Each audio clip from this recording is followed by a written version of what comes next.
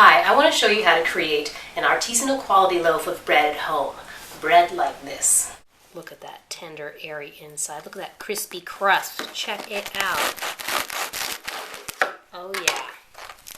And it's really easy. All you need is flour, water, yeast, salt, a Dutch oven, and thyme. Start with 3 cups of all-purpose flour. You may end up adding more flour later. You want to have a teaspoon of active dry yeast. If you have instant yeast at home, you can use a 1/4 teaspoon in this recipe. You want a teaspoon of salt, more if you use coarse salt such as kosher or sea salt. I'm going to mix my dry ingredients together pretty well before I add the water because I want to make sure that yeast is evenly distributed. Now add your 1.5 cups of water. You'll find that this turns out a little different every time you do it, depending on your flour, the humidity, and how careful you are about measuring. What you're going for is a loose, shaggy dough, a dough that can just barely stand up on its own. I can see this is way too goopy, so I'm going to add some flour to stiffen it up.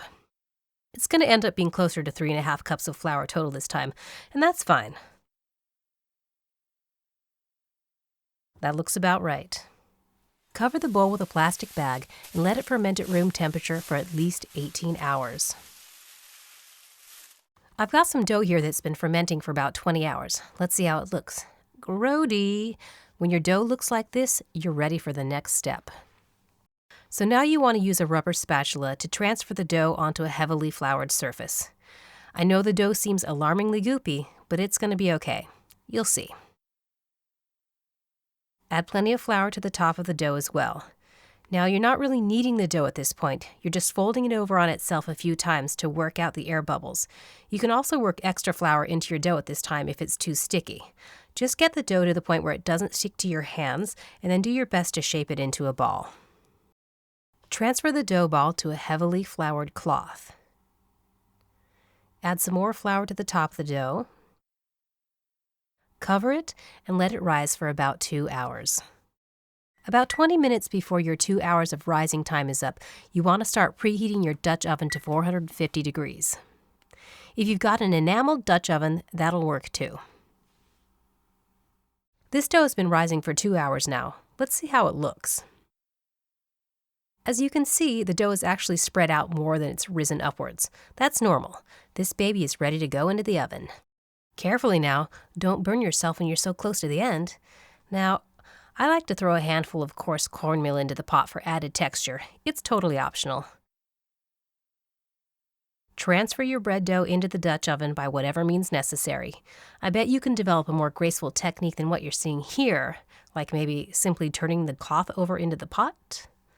Whatever. Cover and bake at 450 for 30 minutes. After baking for 30 minutes in the covered Dutch oven, you want to remove the lid and bake for an additional 10 to 15 minutes. The bread has been baking uncovered for 10 minutes. Let's see how it looks. Ooh la la, looks done to me. I'm going to transfer it to a cooling rack for a few minutes and then cut it open for you. So let's see what's so great about this bread. It has a crispy crust.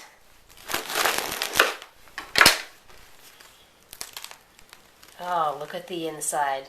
It's airy, it's tender, it's elastic.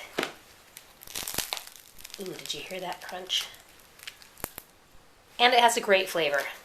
So give this method a try, experiment with it, make it your own, and most of all, enjoy and share with others.